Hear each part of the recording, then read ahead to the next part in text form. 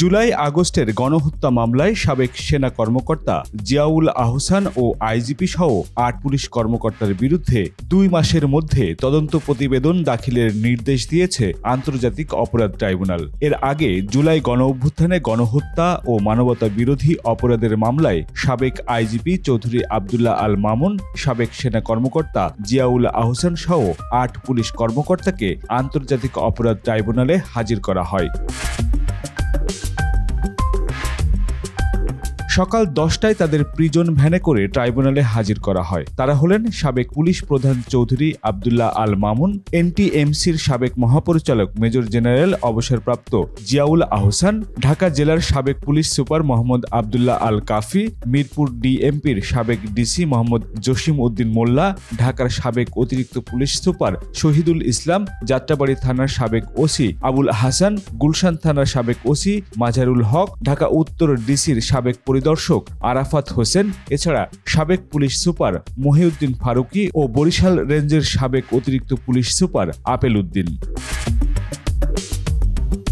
IGP Chowdhury Abdullah Al Mamun সহ 23 জন আসামি প্রথম মামলায়, সেই মামলাতে আজকে 8 জন গ্রেপ্তারকৃতকে হাজির করা হয়েছিল ট্রাইব্যুনালে।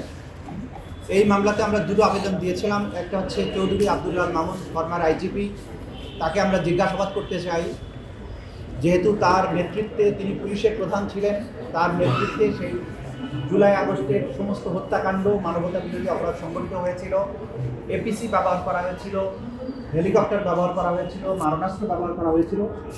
এই বিষয়ে তিনি আগে একটা জবানবন্দি দিয়েছেন।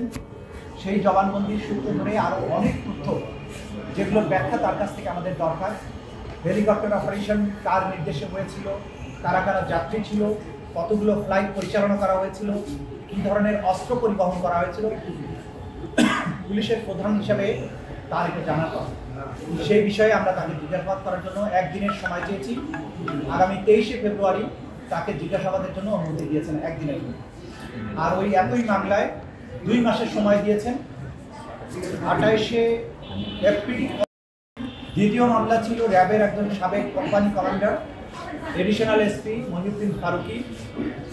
তার মামলাতে আমরা সময় চেয়েছি 3 মাসের তদন্তের জন্য। 28/5 তারিখে পরবর্তী তারিখ নির্ধারিত হয়েছে।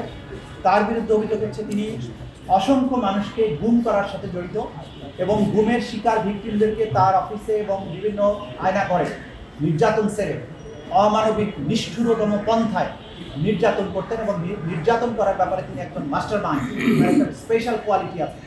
সেই জন্য তার ব্যাপারে আমরা বলেছি এই মামলাগুলো তার নিষ্ঠুরতার সংবাদ প্রচারিত হওয়ার পরে মানুষকে গুম এবং নির্যাতন করার সাথে জড়িত। আজকে এই ট্রাইব্যুনালের পক্ষে আপনারা দেখেছেন আমার পেছনে অনেকে দাঁড়িয়ে আছেন, যাদেরকে আলিপুরদিন অপহরণ করে গুম করে বছরের পর বছর আটকে রেখেছিল, তাদের নিষ্ঠুরতম পন্থায় নির্যাতন করেছিল।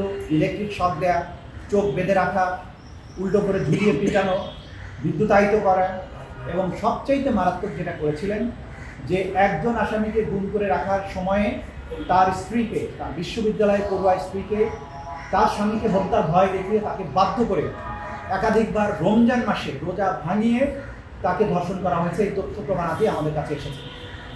আমরা এগুলো ট্রাইব্যুনালকে জানিয়েছি যে এরকম নিষ্ঠুর এবং জঘন্যতম অপরাধী যারা, তাদের ব্যাপারে তদন্ত কার্য পরিচালনা করতে সময় লাগবে, কারণ প্রতিদিনই নতুন নতুন ভিকটিমরা আমাদের কাছে অভিযোগগুলো নিয়ে আসছেন।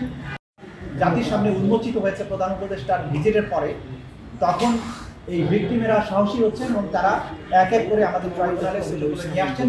সেই অভিযোগগুলোর ভিত্তিতে আমরা তদন্ত কার্য পরিচালনা করছি আমাদের তদন্ত সংস্থা। তৃতীয় পিটিশনটা ছিল আসামি